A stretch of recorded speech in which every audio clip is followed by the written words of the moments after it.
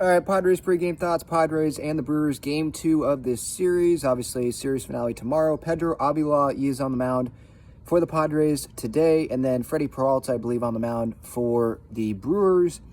It almost feels like these are spring training games that we're watching right now because we know that the Padres are out of it. There's a big gap between the teams that are fighting for that last postseason spot and where the Padres are at right now.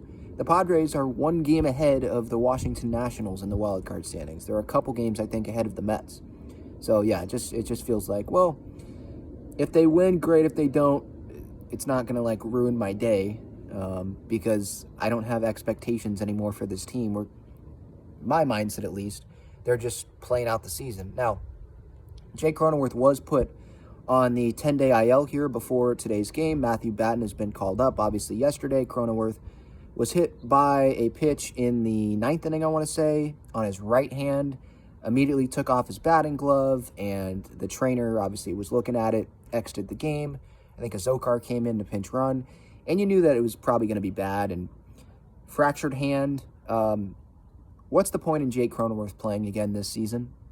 I know he's going to want to come back after 10 days or whatever the minimum amount of time it will be for him to be able to come back and swing a bat and all that. But if you have a fractured hand, you're not going anywhere. There's no point in him trying to rush back. It's like Joe Musgrove.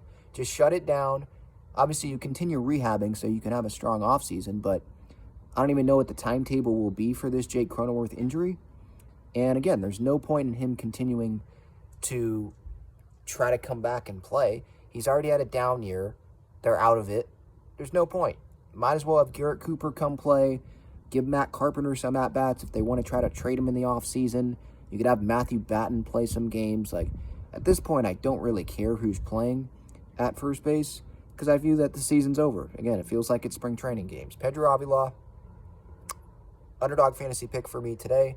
I'm going to go higher on the strikeouts. I think it's 4 strikeouts is what Underdog Fantasy has. I'm going to go higher on that. What should we expect out of Avila? Maybe 4 or 5 innings, something like that, and then they could go with Nick Martinez after that because he hasn't pitched in a little bit. I think that's what the plan probably should be. And then is Robert Suarez going to pitch? I mean, he's appealing the suspension, right, to kick it down the road, I would imagine, so that he can try to help the Padres win some games here while they're technically still in it mathematically before he ends up getting the 10-game suspension, which I think is what will end up happening for Suarez. Will Hader pitch today? Feels like he's pitching once a week, maybe twice a week. So hopefully the Padres are in a situation in a close game where those guys can pitch today. But I'm not going to, hold my breath for that. Soto, he is DHing today. Garrett Cooper's at first. Ben Gamel's in left. But how many Padres fans really care about who's in the lineup? I think we all know that we're just watching the Padres play this season out. If you're on the field, I want you to keep fighting. No doubt about that. Give the Padres fans some entertainment, whoever's still watching these games. And I think a lot of Padres fans are continuing to watch these games because they're big Padres fans.